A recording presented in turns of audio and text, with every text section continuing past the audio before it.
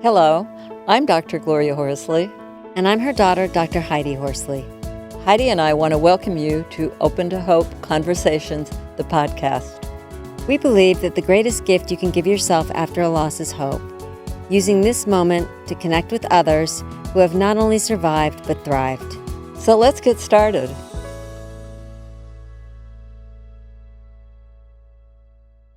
Welcome to the Open to Hope show. I'm your host, Dr. Gloria Horsley. Well, today we have a great show because we're going to be talking to a best-selling author, and we're going to talk to him about surrendering to adversity. Our guest is Rob Swymer, and Rob has written a book called Surrendering to Your Adversary: How to Conquer Adversity, Build Resilience, Move Towards Your Life's Purpose. Rob is a successful businessman, he's a life coach, and he's a Tony Robbins Platinum Partner. Well, thanks for being on our show today, Rob. Thank you so much for having me, Doctor. I really appreciate it. I'm happy to be here. Now, Rob had a loss in his life. I'm going to get some information from you, Rob, because I lost my husband of 60 years a couple of years ago. So I want to know how you've done it. I know you lost your wife, Bonnie, to an aneurysm in 2013. When something like that happens to you, your life is absolutely put on its ear, right? And you have to figure out how to, and as I say, not just survive, but thrive, right? And that was a big moment for me. It was a catalyst to actually write the book.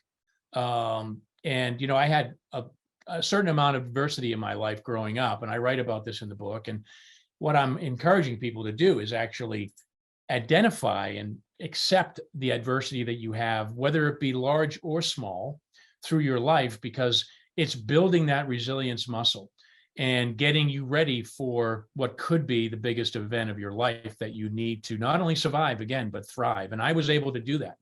Mm-hmm.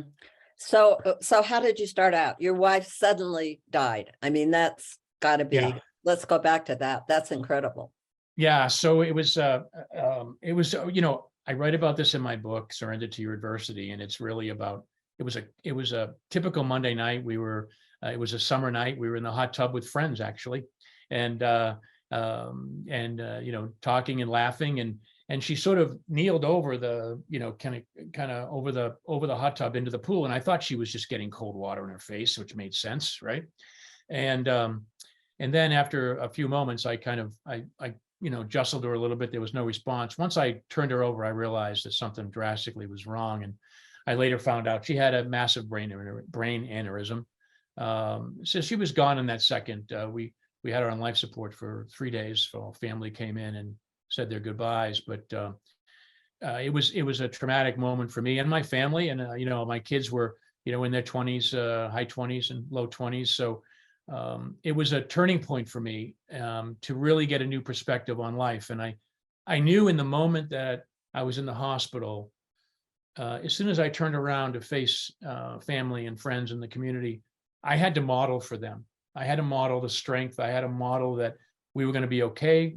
I had to model that we were going to be okay and survive this, right?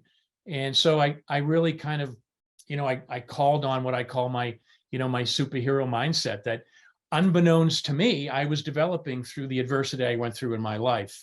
I had, you know, I've conquered addiction, suicidal ideation, a lot of different things in my life that I've conquered that really led me up to that moment. And I started to peel it back and then I started to study the science behind it. As I wrote the book, I realized I reflected on my life, and without even knowing it, I was building this resilience muscle. So then I really started to look at what really was I doing. And I came up with three steps to take. And that's the blueprint in my book. No matter what adversity you go through, if you take these 3 steps, and there's a lot of work, obviously, it's not easy, but if you do these 3 steps, then you will build that resilience muscle. And if something like this happens, you can thrive again. And I did. I found love again. I have a new perspective on life. I'm thriving like never before. And, you know, Bonnie is right with me. I moved on with Bonnie, not from Bonnie. Wow. That's an amazing thought that you moved on with her. Well, what's, you know, are you revealing the steps, or do I have to get the book? There's a lot more in that book to read, trust me. What's step one? So yeah, step one for me is to accept and acknowledge. It all comes down to trading in your expectations for acceptance. I believe if you do that, your entire outlook will change. The universe will respond to you. That's the first step, accept and acknowledge. The second step is to lean in and actually thank your adversity, outwardly thank it. And I think it's really important to do that because it changes your physiology. It changes who you are, your internal voice, and you thank that adversity. You thank it. Yes, yes. You thank it for being in your life, and you acknowledge that it's here to make you stronger, not break you. Where did you learn to thank adversity? As you know, I'm a Tony Robbins Platinum member. Right. And being around those people, you know, proximity is power, and you learn so much. Proximity is power. That is so interesting because, you know, I lost a son many, many years ago, and we go to these grief groups, and there is power in it. Yeah. Peer support. Yes. You know, going out and being with people who've had adversity, some more than you have, and you more than some have. There's a lot of power in that. There's it's huge. And what Tony taught me, and I've got to know Tony, and what he's taught me really is to live in a state of gratitude. And the way I did that is I said, look, I make living in a beautiful state non-negotiable. One of my taglines. I say it every time. I say it to everybody I come in contact with. And when I learned to be grateful, when I learned that gratitude changes your entire chemical response in your body, it releases the grade 8 happy hormones. I said, you know what, I'm going to translate that into adversity. So I said, you know what, I'm going to thank the adversity. I'm going to be grateful for the adversity. So that's what I came up with as the second step. And I felt like, you know, if I look back in my life, it was all that adversity was there to make me stronger. I'm stronger today for everything that I went through. And I wouldn't trade one thing, not one thing, because it made me who I am today and the ability to pass it on. Would you have felt that way a week after Bonnie died, 2 weeks, 3 weeks, a month? You know, did it take you some time to get into that gratitude, or have you always had that feeling? Well, when that happened, that was the first thing that came into my mind, being recovered for an addict for 30 years. I went right into, you know, thinking about how do I model in gratitude for this? How does this make us stronger? How do we move forward from this in a positive way, right? And so I went right there because it was, I think for me, it's inherent in my DNA and my body right now because I've learned it, I've studied it, I've made it part of who I am.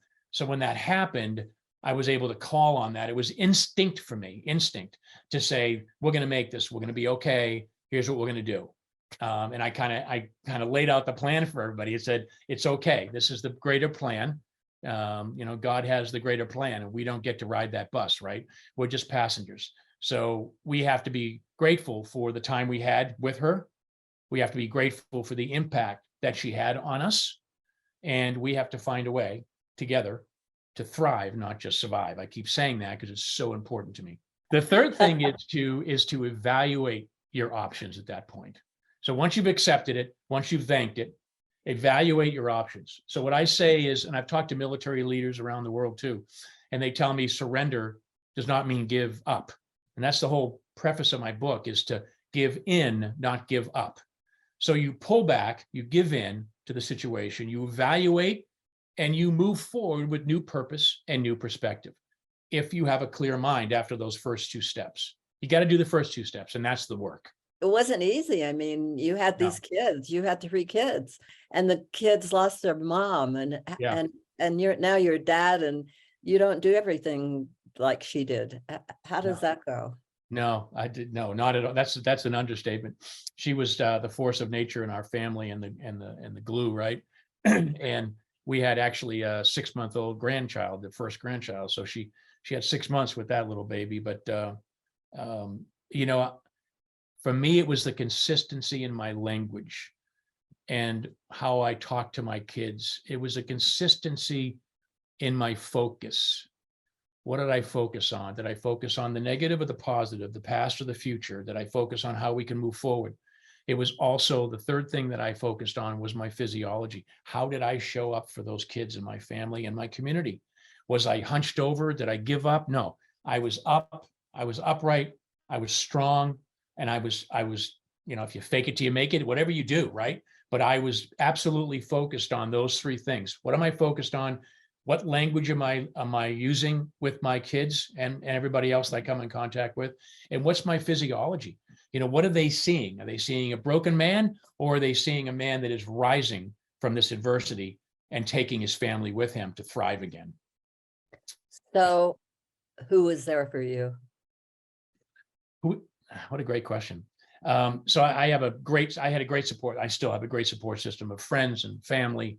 The program was with me as well. The fellowship that got me sober all those years, all those friends and close friends. And my company was there for me. I had just joined a new company out of California, and I'm still there today. It's only almost 10 years. And they were there for me. They got me help. They made sure I had grief counseling right away so I could accelerate that process. I have to hear the name of your company because this is remarkable. I believe it is, right? So the company name is Splunk, SPLUNK. I want to give a shout out to Splunk. Yeah. It's amazing. Thank you. Thank you for doing that. And I shout out to them all the time. They put the time into me, and they gave me the time to grieve. They gave me the time to come back. And I came back stronger than ever because they gave me that time. But I want to say something here. I've been around, grieving people for many, many years, and men. Yeah. And it sounds to me like you were able to tell people what you needed. You were Yes. able to get help. Yeah. Yeah. Talk about that for guys. Yeah. So this is I do a lot of speaking about mental health awareness, mental health, and for men. I just got done doing a panel on that just last week. So my goal, my mission is to change the narrative where vulnerability and talking about this stuff and asking for help is a strength, not a weakness. And I am proof that that is true because, yes, you're correct, Doctor. I reached out. I asked for help. I sought it. I went toward it. And I constantly did that. I did not curl up and go inward. I went outward. And because of that, I was able to really get past that tragic loss and thrive again. So I am on a total global mission to do that, to make sure that men realize that it is a strength to be vulnerable. It's a strength to talk about it. 75% of the suicides in the US are men. Right. We still have 40, 50, 60% of the men are not talking about mental health. They're not talking about, are they okay? And it's okay not to be okay. Right. But you've got to talk about it. So thank you for bringing that up, because I get on my soapbox and it's crazy because I see what's going on out there, and the people that I interact with, the people that work for me, work around me. And it especially now after the last 2 or 3 years, the men have to realize that this is strength, that you reach out. It's all about self-care. Self-care is not a bad thing. Self-care is a good thing. What are some of the tips for guys? How do I begin to reach out if I haven't done it? I mean, it might even be 2 years. You can still reach out. Oh, yeah, absolutely. I think you got to make that choice, right? And so the physical activity is absolutely paramount. A healthy diet is paramount in self-care. Meditation is a great form of self-care. And I talk about this all the time. And I kid because people say meditation and you feel like you got to be on a rock for 8 hours like the Dalai Lama. That's not what I'm talking about. It could be a walk on the beach, a walk in the woods, a walk in the yard. It could be sitting with yourself for 5 minutes without your phone. Get off the phone, get off social media. Those are the kinds of things that help us, right? I have a saying that a friend of mine actually, I kind of paraphrase it. I say, live like a dog, right? And then if you look at like a dog, if you take a dog on a walk, right? The dog is with the master and he's looking at the waves, the water, whatever, in the woods, throwing the ball. He's present, he's mindful, he's right there. If we're on the walk with the dog, we're on the phone, we're worrying about the next meeting in a half an hour. Are we going to be back in time from the walk? I got to get the kids from school. We are so plugged in instead of unplugged, it's just getting out of hand. So I always tell people, disconnect to reconnect. And that could be reconnecting with others or reconnecting with yourself. Very important. And that is huge with self-care, and it was huge for me. That's great. Well, if you've got a piece of advice for those guys out there who've had a loss, what would it be? I would say to reach out and get help. I would say, you know that people are watching you. You need to model the behavior that you want. And no matter how, I know how horrific it is. I get it. And if you can sort of use those 3 steps that I talked about, right? You can persevere through it. I'm living proof. And I'm just a regular guy that went through his stuff. I'm not a psychologist. I'm not a doctor. I'm just a regular guy. And I use these 3 steps, sometimes unknowingly as a kid. But I would say to guys out there that are going through this, it's okay to accept and acknowledge it. It's okay to lean in and thank it.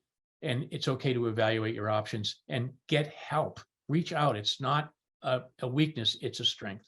That's great. And I'll tell people how to get your best-selling book. Surrendered to Your University is what the name of it is. So I have a website, robswymer.com, SWYMER.com. You can go there and it has links. You can get the book on Amazon, of course, but any other bookseller or retailer. The last thing that I'll leave you with is that I think is extremely important for me, at least personally, is that all the royalties that I'm getting, I am giving to charity for mental health awareness. So, if you do buy the book, you're part of a cause, and I'm picking different charities around the world to help mental health awareness in all facets, young children, men, women. I'm trying to give back with this message and be able to make an impact. Well, Rob, thank you so much for being on the show today. You're an inspiration. Thank you, Doctor. I really appreciate it. And thank you for the time. It's been my pleasure to serve. And thanks everybody for listening to the show today. And I really think it would be a great thing to get Rob's book for everybody. And particularly if you got some men in your life. Thanks again for joining us on the show today. And I always want to remind you at Open to Hope, if you've lost hope, please lean on ours until you find your own, and God bless. I'm Dr. Heidi Horsley. You have been listening to Open to Hope, the podcast. You can follow Open to Hope on Facebook, Instagram, and Twitter. To learn more, visit us at opentohope.com and go to Apple Podcasts to subscribe. I'm Dr. Gloria Horsley. Join us again next week for another Open to Hope conversation, where we invite you to lean on our hope until you find your own.